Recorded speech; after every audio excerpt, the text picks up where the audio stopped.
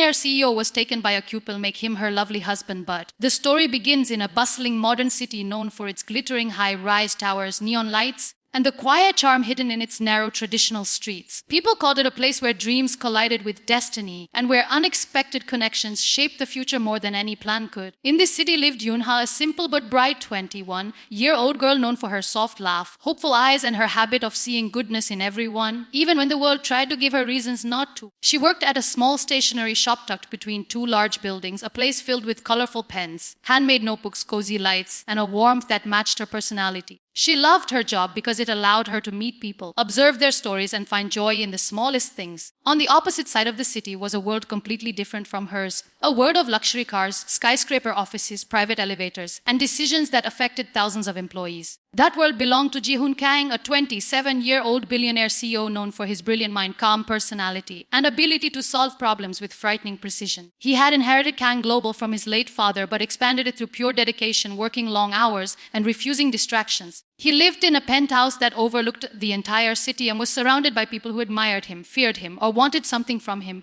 but no one really knew him. He was respected but lonely, successful but emotionally distant. People said he had a heart made of steel. The paths of Yuha and Ji-hoon should never have crossed, but destiny doesn't follow logic, it follows moments. One rainy afternoon, Yunha rushed out of her shop to deliver a customer's forgotten bag. In her hurry, she slipped on the wet pavement, and the bag flew out of her hands, falling right at the feet of a man stepping out of a sleek black car. She looked up while rubbing her ankle, only to realize she had dropped the bag onto the polished shoes of someone who looked like he stepped straight out of a drama. Ji-hoon glanced down at her with a blank expression, the kind that usually made people freeze. "But sorry, sir, your shoes are too shiny. They distracted me." His bodyguard stiffened in shock. No one talked to Ji-hoon like that. But instead of reacting harshly, Ji-hoon stared at her for a silent moment. Then, to everyone's surprise, he handed her the bag she dropped and said in a calm voice, "Be careful next time." The ground isn't forgiving. That was the first time someone had used such gentle words toward her outside her small circle. Yunha thanked him, and without realizing who he was, she proceeded to give him a small umbrella from her shop stock. "It's free," she said. "You look like someone who forgets to take care of himself." Ji-hoon didn't know why he accepted it. Maybe it was the sincerity in her eyes or the softness in her voice. He held the umbrella awkwardly, as if it were something unfamiliar. His world rarely offered kindness without a hidden intention.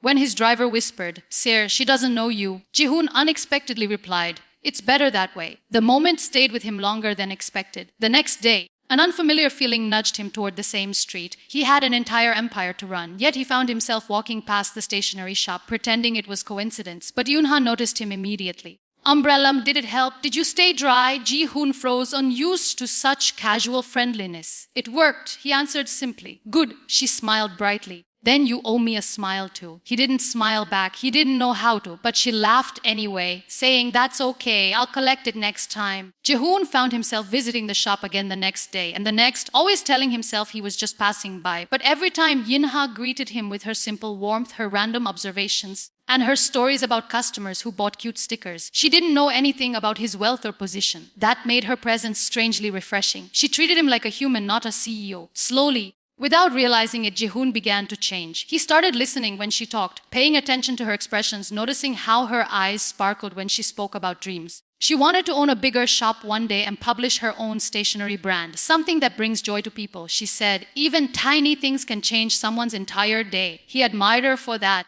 Meanwhile, the people around Ji-hoon noticed a shift in him. His employees whispered about how the CEO, once known for his rigid ways, suddenly appeared more relaxed. His best friend Mingyu even asked, "Who's changing you, man?" Ji-hoon didn't know how to answer. He had never been taken by anything or anyone, yet this cute girl from a small shop seemed to hold a gentle influence over him. As the days became weeks, Yunha slowly realized Ji-hoon was different from other customers. He spoke little but listened deeply. He appeared calm but carried invisible burdens. He looked tough but had a heart that longed for something simple. She never tried to impress him, but her genuine nature began to soften him. She didn't know he was the CEO everyone talked about in all. And he didn't tell her. He didn't want her perception to change. One evening, when the shop lights were dim and Yunha was closing up, Ji-hoon stayed nearby, offering to walk her home. She hesitated, wondering why a man so well dressed would bother thinking about her safety. "Because," he said quietly, "you deserve to reach home safely." That was one of the rare moments when his eyes betrayed emotion. Yoonha didn't ask more, but she felt a strange warmth bloom in her chest, and soon the city started whispering about the billionaire CEO who was seen buying cheap stickers, pastel pens, and even tiny heart-shaped erasers. Reporters wondered why a man of his status would visit such a humble place. Rumors spread, mixing business gossip with curiosity, and eventually,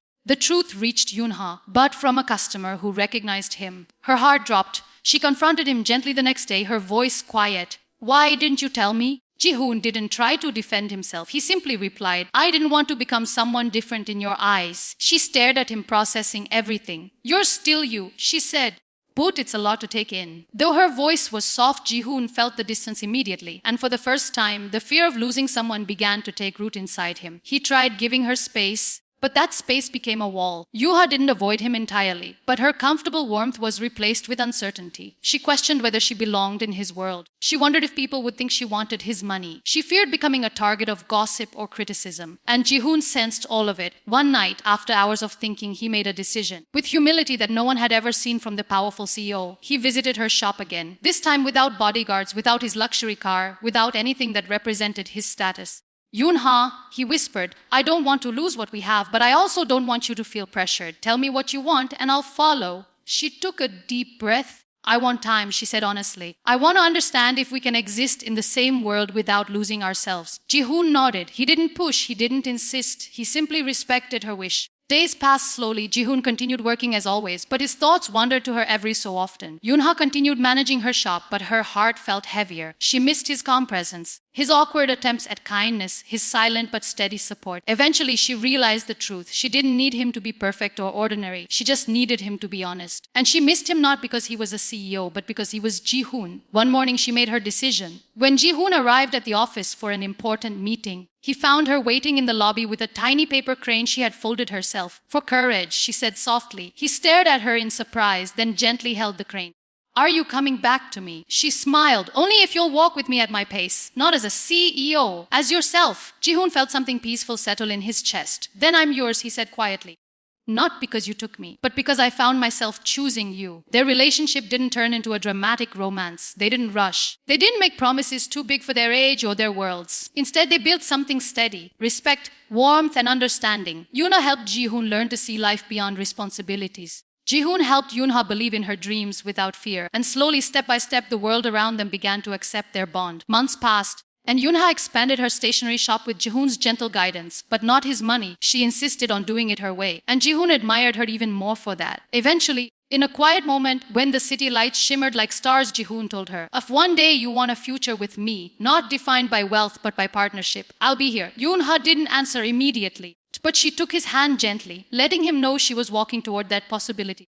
People later said the billionaire CEO had been taken by a cute girl and that she made him her husband one day. But the truth was softer and purer. She didn't take him. She simply touched a part of him no one else ever dared to. And he didn't become her husband through dramatic fate, but through a gentle, steady, patient love built on trust and sincerity. And the but in their story was simply this. Their worlds were different, their challenges many, and their journeys slow. But they learned that differences don't divide the right people. They guide them closer. Their story became a reminder to the city that sometimes the greatest changes come from the smallest kindnesses, like handing a stranger an umbrella on a rainy day.